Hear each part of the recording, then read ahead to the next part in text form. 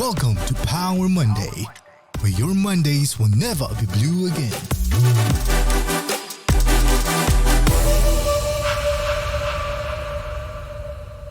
Welcome to Power Monday, where your Mondays will never be blue again. If you're new here, you're in for a treat. Power Monday is ERA's original podcast where we bring leaders to share their journeys, strategies that kept them going, and their best practices for success. Now get ready to be inspired and empowered every Monday, 10 a.m. here in ERA Singapore Spotify. If you'd like to watch us, we are also on One ERA YouTube. In today's episode, we are going to explore the power of informed decisions at work and in life. With a bachelor degree in business and a master in data analysis in progress, right? Yes. Yeah, in progress. Shanting has the ability to sift through amounts of data, revealing key trends that drive smart choices. Now, beyond the numbers, she's a dedicated mother of two, balancing a career with family life and her faith. Let's dive into how data can actually empower us to make better decisions and navigate challenges both in business and personal life. Let's welcome Shanting. Thanks, Celine. Thanks for having me. Can you be more enthusiastic? Hi, Yay! Hi. Okay, now today's episode, the topic, right, is very data-driven in my opinion, like data, direction, do they have a link? And then my curiosity is, how does your background in data analysis like shape your approach in your personal life? My personal life, I guess, being as a researcher, right, a lot of our decisions and opinions are being shaped by data. So before I embark on this journey, I find that I have very strong opinions about certain things, but I think being on this journey as a researcher, it softened my approach in that way, and it kind of forces me to stop short at my opinion, but to review and see what are the data and what's the story that is telling me. Now, can you share a moment where, work and data intertwine and then you have to make a sound decision based on the numbers presented to you? I think I would say that probably not exactly a pivotal role that drastic, but I do think that data gave me kind of a forward-looking view into the market. For instance, late last year when we were looking at the numbers and based on the trends and everything, the team decides that we believe that resale market will pick up this year.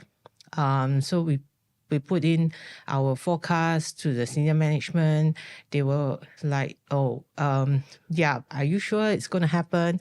But I think what was very heartening was second half of this year, we did see a pickup in resale transactions. So these are the little things that at the beginning, when we put out certain assumptions, right, bosses may question us and doubt us. But when it came through, it's kind of like we feel validated. Yeah. So with the constant influx of so many data from like various government agencies, like how do you distill it put it into these actionable insights? Okay, so maybe I can share a bit more about our day-to-day role. So it's pretty, I would say, pretty mundane.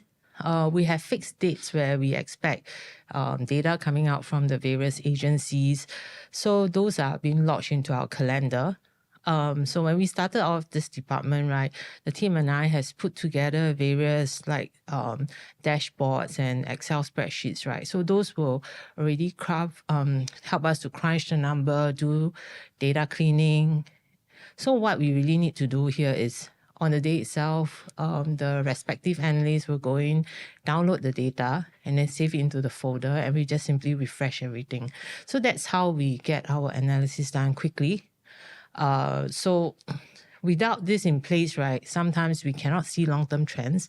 Not sometimes, I'm quite certain we cannot see long-term trends. And with this in place, it allows us to refine the data, whether we want to look at it daily, monthly, weekly, up to like even yearly. So that gives us a lot of flexibility. And because we have streamlined the process so well, even updating of data is very easy for everyone. So is it boring to you? No. That's why I'm in this position. I'm a data fanatic. I love data. The numbers just come alive. I like charts and pie charts, column charts, whatever charts. So I think it's a constant thing that I challenge myself. So when I started off in this role, right, I was a noob when it comes to Excel, and I had to manually multiply different columns and things like that. But over the years, I challenged myself. So how do I get this done faster and with much accuracy? So that's one part that I like to challenge my team as well. So in my previous role, we used to have 2 analysts handling 5 sectors. So imagine 5 reports going out every quarter. That's a lot of work for 2 person. So what we did was we automated everything. We challenged ourselves, and we challenged ourselves writing shorter and shorter Excel formulas. And that kind of I mean, for us, it's quite exciting. I'm not sure about you. It sounds very nerdy, I guess. Yeah, but it's part of that. It's the part of the work that we enjoy. So fast forward to today, right? We have new tools like Power Query and even coding R, Python, things that I'm experimenting with. I think more importantly, Power Query has been a lifesaver, allowing me to work with huge data sets. A few hundred thousands of caveats and things like that, helping us to clean up data quite quickly. That has smoothened out the process, cut out a lot of the time needed compared to the earlier days. And I just want to allow my analysts to focus just on analysis and not so much on data cleaning. But it sounds like a lot of work. Not really. You'll be surprised how quick this can be done. I would say for any of us to update a database today, it would just probably take 10 minutes. We download the caveats and then we click a refresh button, and then the analysis will be all done. Compared to, before, some of the analysts who are not so familiar with Excel, maybe they'll take a lot more time. Okay, but it still do sound very demanding because 5 reports every quarterly.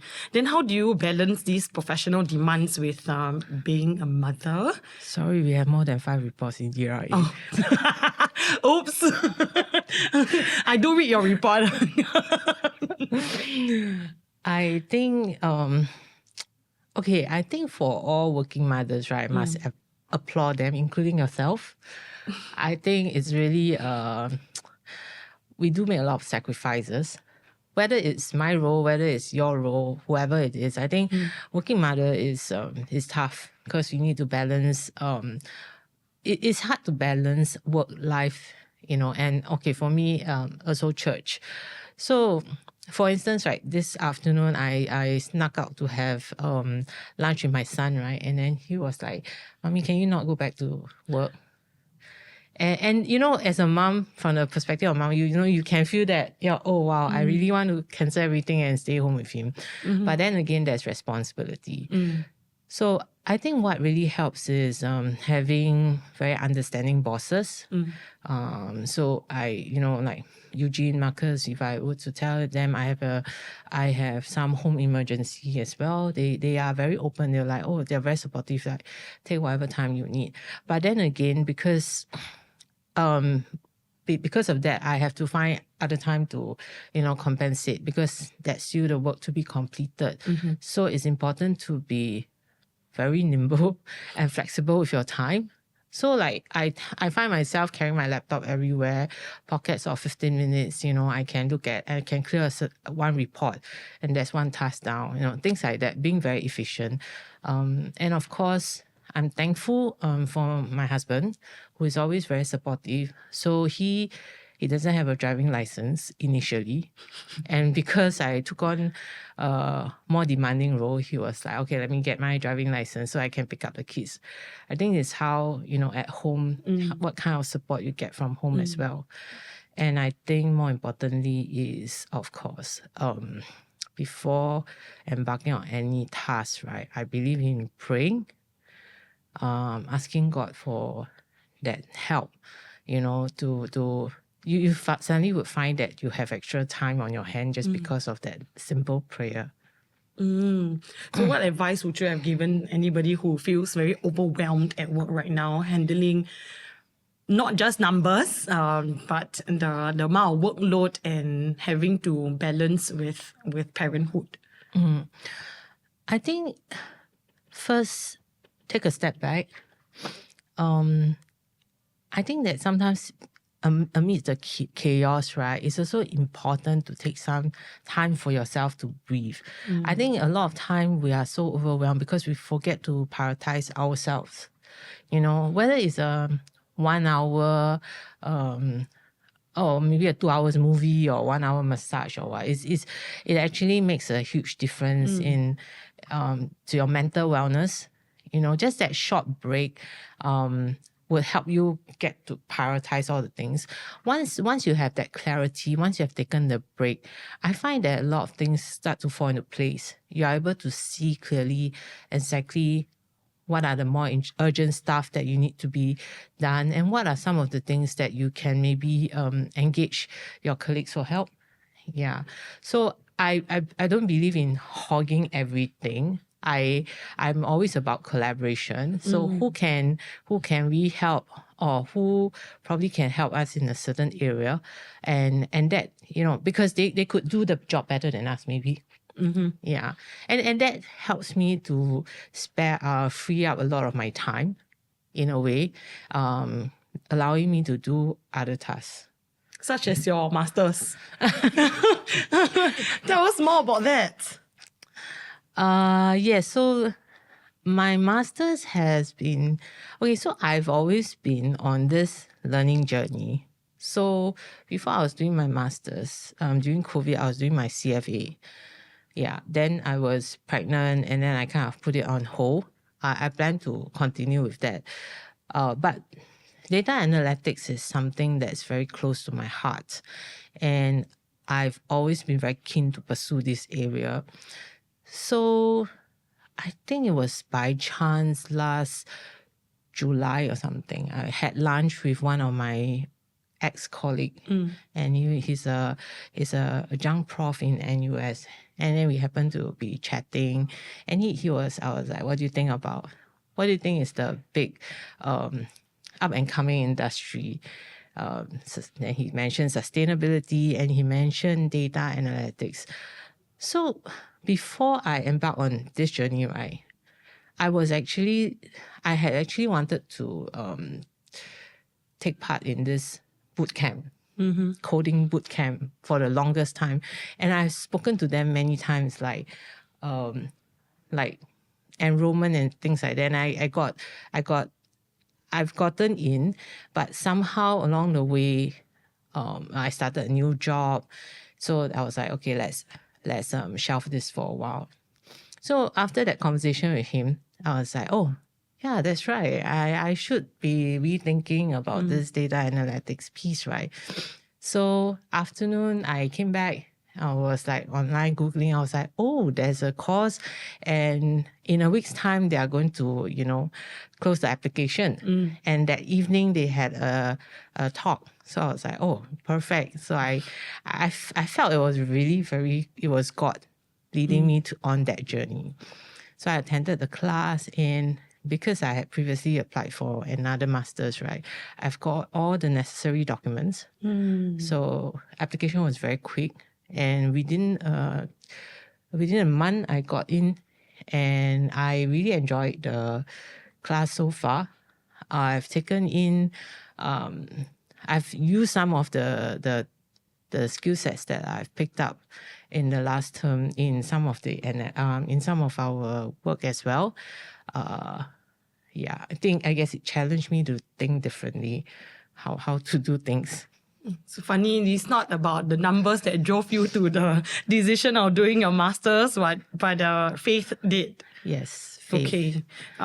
So what role does faith play in helping you to stay grounded when the real estate industry is actually quite complex to a certain extent. Yes. Faith is, I wouldn't say just for the real estate industry, but faith is a very big thing for me, for my husband as well. Our family will have nightly prayers, like grace before dinner, lunch, whatever, attend church every week. It's very important for us. It's not something that we take lightly. We have, I mean, prior to this, I also was very active in church, in various ministries from RCIA to lendings. Yeah. So I guess why does faith play such a big part in my life is because It's so big that every other day she'll SMS me and tell me, you go church or not? no, that's too much. No, that's not me. I guess because all of us at some point we do have we've fallen onto hardship in our lives, and I feel that during those period, right, it's when God was there for me. I give you a classic example. I give a very interesting how I got into ERA story. Pray tell me. So I left my previous role and I joined another company. And 4 months into the role, I really hated that role and I wanted out. So the office was quite near Alexandra area, and that's where there was the Blessed Sacrament Church. So my husband was like, just quit and stay at home. I was like, okay, but we need to pay bills. But let's think about it. Let's be practical on this. So every afternoon, I would go to Blessed Sacrament for Mass. And I was praying about the decision. And then I was, every afternoon, I'll just head over for their noon Mass. You know, whether it's raining or not. There was one day it was raining so bad.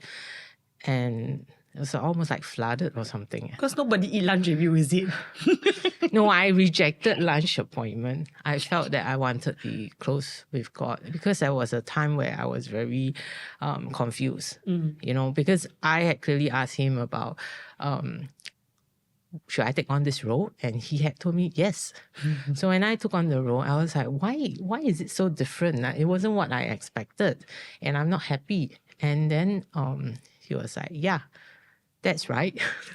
So I remember going Mass every single day. And then there was one day he said, I told you to take the role. I didn't tell you how long you will be at the role. I was like, oh, okay, good point there. There's a fine print that you didn't mention. So, and after we had that conversation, the following week, ERA contacted me. They say they were looking for a research person.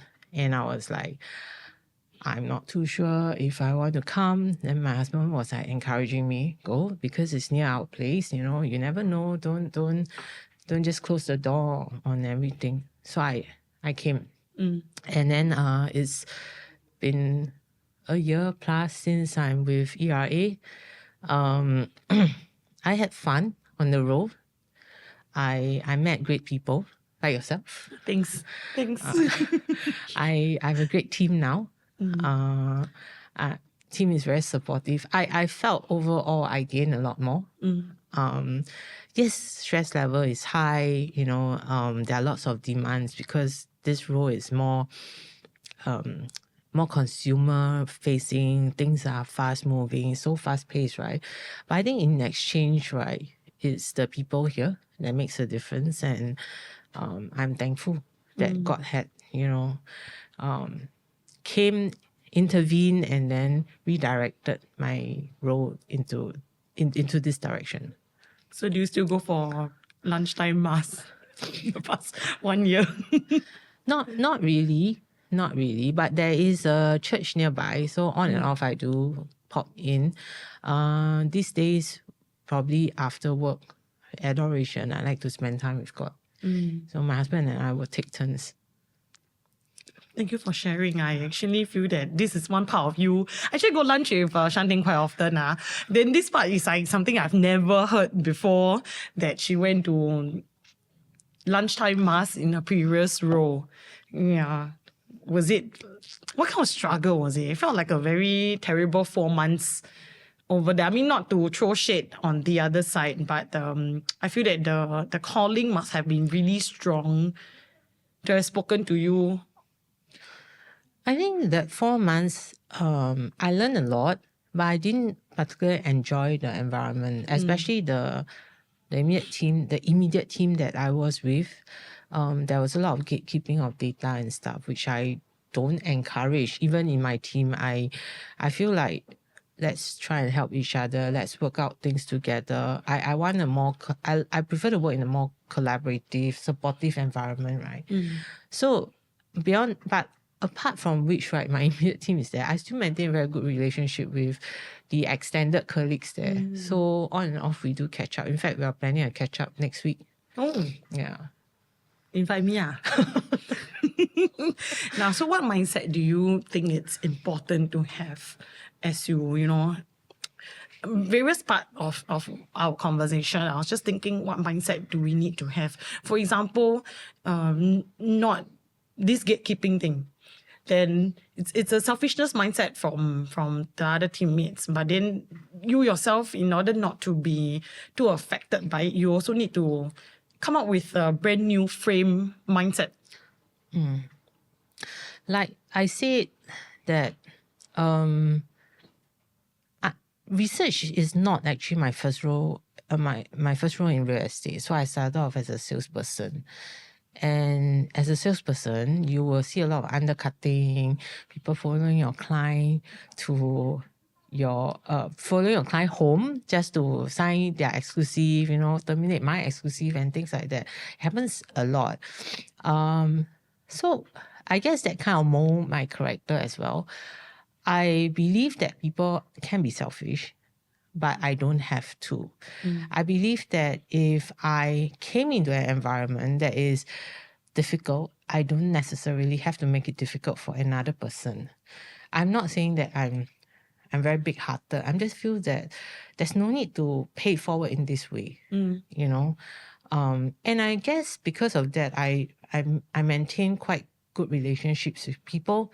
I trust that if I would need help some days, I would believe that some people will they'll be open and they'll be willing to help me. Not that I'm after this, but I just think that there is no need to pay it forward in a mean way. Yeah. And every challenge that comes along, I try to look at it from the other point. What kind of learning points do I get from this incident, right? And what do I take away from that, and how can I do better next time? Because I think we cannot control how people, what people do to us or how people react to us, but we can actually control our own emotions and our own actions, and that's more important.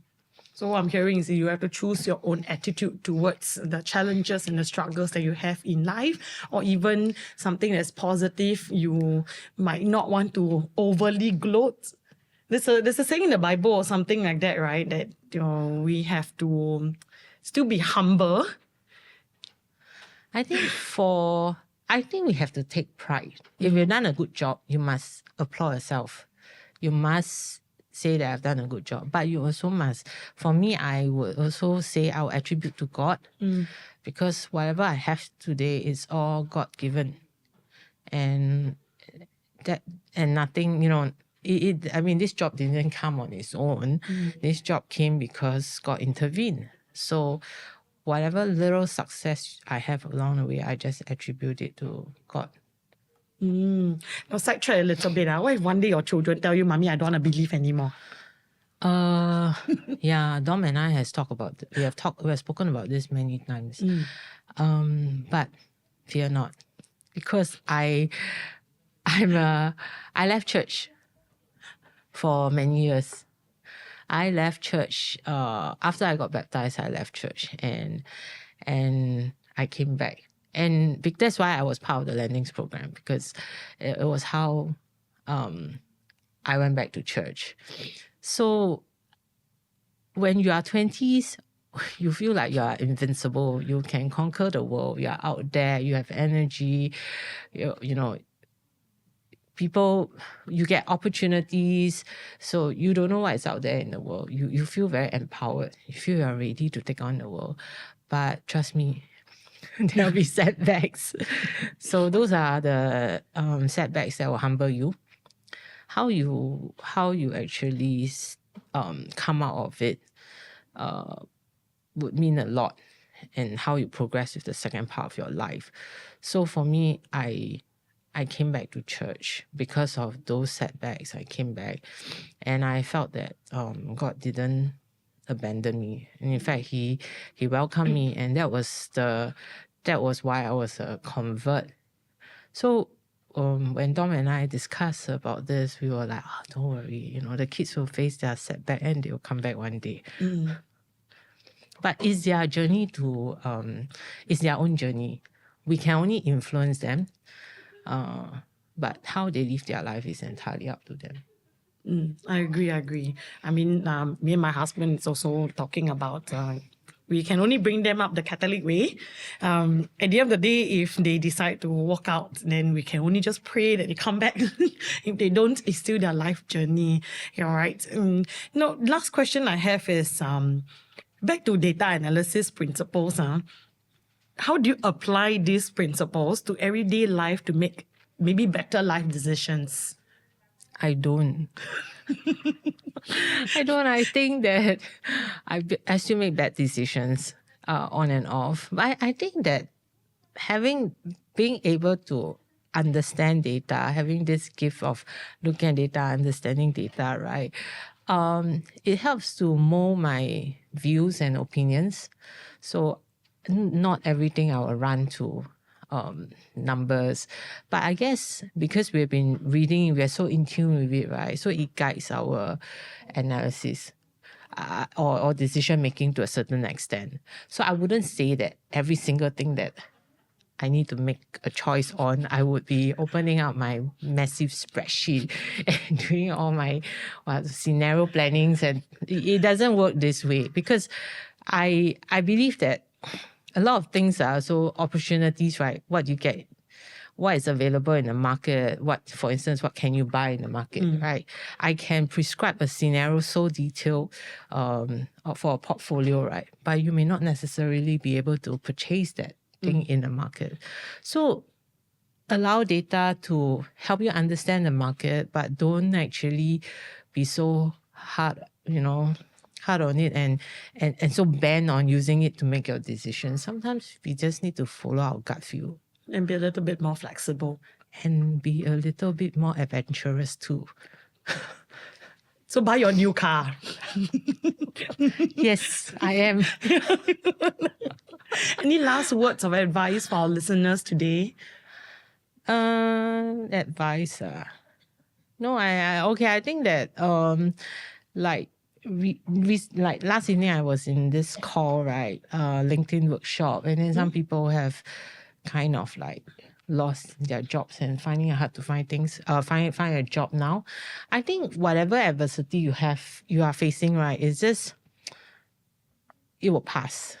So just hang in there. I think, don't feel so down about it. Talk to someone and just hang in there. Yeah, Shanting is available for you to talk to her.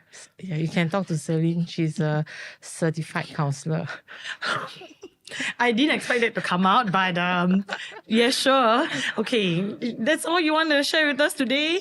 Yes, I think so. All right. So thank you for tuning in to this episode of Power Monday. We hope you find Shanting's insight as inspiring and as motivating as I did. Now remember, your Mondays does not have to be blue when you're equipped with wisdom and strategies shared by today's leader like Shanting. If you enjoyed this episode, be sure to subscribe and leave us a comment, a review. Stay tuned to more powerful episodes, and until next time, keep pushing forward and stay empowered. Have a great week. Bye-bye. Bye. Power Monday, where your Mondays will never be blue again. Monday.